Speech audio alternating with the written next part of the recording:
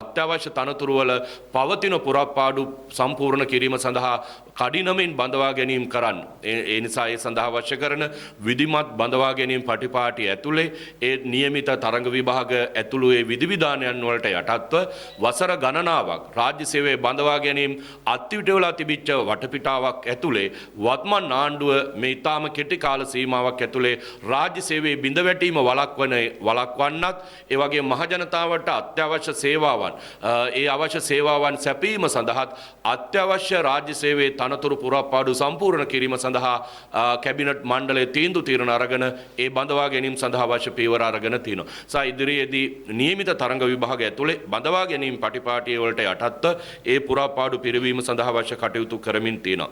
ඒ වගේම අපි දැක්ක පහුගිය විශේෂයෙන්ම වත්මන් ආණ්ඩුව අලුත් අමාත්‍යාංශයක් ස්ථාපිත කරා ඩිජිටල් ආර්ථිකය පිළිබඳ අමාත්‍යාංශය.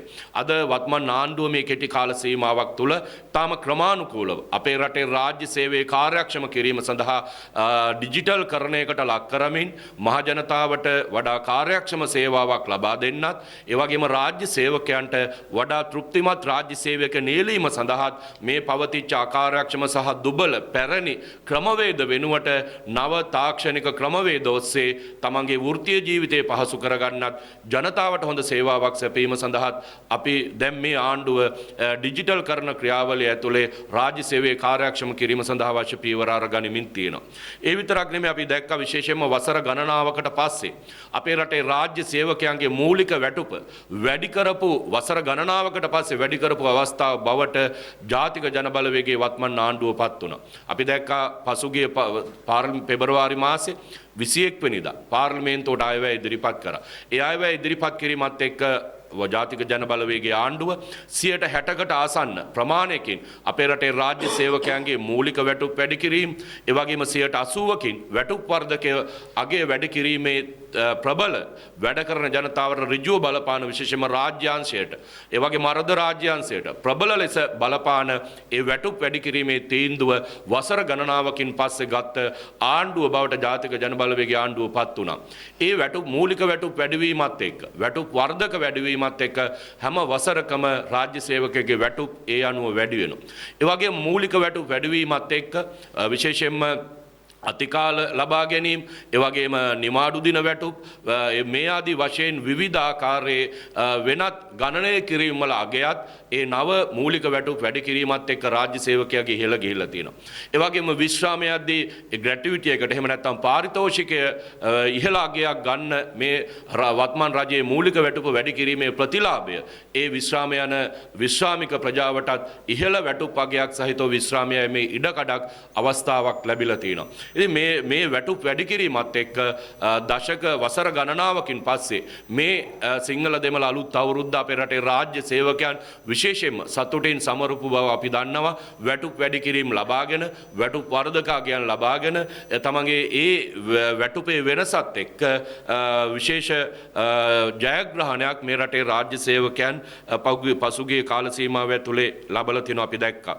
ඉතින් මේ අනිත් පැත්තෙන් ගත්තොත් රාජ්‍ය ආයතනවල පවතින වංචාව දූෂණයේ නාස්තිය අවසන් කිරීම සඳහා වත්මන් රජය ඉතාම පැහැදිලි වැඩපිළිවෙලක් යනවා. අපි දැක්කා සමහර රාජ්‍ය ආයතනවල විශේෂයෙන්ම අල්ලසට ගොදුරු වෙච්ච ඇතැම් නිලධාරීන් සම්බන්ධයෙන් රජයේ ඉතා ඍජු ප්‍රබල තීන්දුව తీරන අරගෙන තියෙනවා මේ වෙන විටත්. ඒ වගේම වත්මන් ජනාධිපතිතුමා පැහැදිලි පණිවිඩයක් ලබා දුන්නා ඉදිරි මැයි මාසෙන් පස්සේ මේ රටේ රාජ්‍ය සේවය තවත් කාර්යක්ෂම කිරීම සඳහා කිසිදු ආකාරයකින් අල්ලසට දූෂණයට නාස්තියට යට නොවන රාජ්‍ය සේවයක් ශක්තිමත් කිරීම සඳහා ඉතා දැවැන්ත තීන්දුව తీරන සහ පියවර ගන්න රජයේ සූදානම් බව ඉතා පැහැදිලිව අවධාරණය කළා තියෙනවා. ඒ නිසා මේ රටේ වැඩ කරන ජනතාවට රාජ්‍ය සේවයට ඉතාම ශක්තිමත් පැහැදිලි විසඳුම් සහ බලාපොරොත්තු සහිත පාලනයක් වර්තමානයේ ජාතික ජනබලවේගයේ ආණ්ඩුව විසින් රට තුල නිර්මාණය කරමින් තිනවා. ඒ වැඩ පිළිවෙල ඉදිරියට යමින් තිනවා. අපි බලාපොරොත්තු වෙනවා අපි විශේෂම රාජ්‍ය සේවකයන්ගෙන් අපි ඉල්ලනවා. එළඹෙන අප්‍රේල් මාසේ ලබන සතියේ තැපැල් ඡන්ද දායකයන් ලෙස සහභාගී වන ඒ දායකත්වය දෙන තැපැල් ඡන්ද දායකයන් වෙන රාජ්‍ය සේවකයන්ගෙන් අපි ඉල්ලීමක් කරනවා. අපි ජනාධිපතිවරණදී නිවැරදි ශක්තිමත් තීන්දුව තීරණයක් ගත්තා. අපි පාර්ලිමේන්තු මැතිවරණයේදී තා ප්‍රබල ජනමතයක් නිර්මාණය කරා. ශක්තිමත් ආණ්ඩුවක් නිර්මාණය කරා. ඒ ශක්තිමත් ආණ්ඩුව නිර්මාණය කිරීම ඇතුලේ අපට අද පුළුවන්කම ලැබිලා තියෙනවා රාජ්‍ය සේවය පිළිබඳ ඉතා ශක්තිමත් තීන්දුව තීරණ ගන්න. බඳවා ගැනීමේ තීන්දුව තීරණ ගන්න. වැටු පැඩි කිරීමේ තීන්දුව තීරණ ගන්න. රාජ්‍ය සේවකයන්ට නිදහසේ ස්වාධීනව වැඩ කරන්න පුළුවන් තීන්දුව තීරණ ගන්න. ඒ සංස්කෘතියේ ගැම්ම, ඒ හයිය රාජ්‍ය සේවකයන්ට හදන්න ඒ ජනවරම තුලින් අපට පුළුවන්කම ලැබිලා තියෙනවා. ඒ වගේම මේ රටේ අපරාධ අවසන් කරන්න ශක්තිමත් පනත් පාර්ලිමේන්තුවට ගෙනහැල්ලා ඔබත් රාජ්‍ය සේවකයන් විදියට බලාපොරොත්තු වෙච්ච ඒ අරමුණු ඉටු කරන්න අද වත්මන් ආණ්ඩුවට පුළුවන්කම ලැබිලා තියෙනවා. ඒ නිසා එවැනි ජනවරමකට දායක වෙච්ච මේ රටේ තැපැල් ඡන්ද දායකයන්ගෙන් රාජ්‍ය සේවකයන්ගෙන් අපි ඉල්ලීමක් කරනවා එළඹෙන මැයි මාසේ 6 වෙනිදා ඒ පවත්වන්න නියමිත පළාත් පාලන මැතිවරණවලදී අපේ රටේ මහනගර සභා, නගර සභා, ප්‍රාදේශ සභා සියලු පළාත් පාලන ආයතන ජාතික ජනබලවේගයේ මාලිමාවේ බලයකින් ශක්තිමත් කරන්න.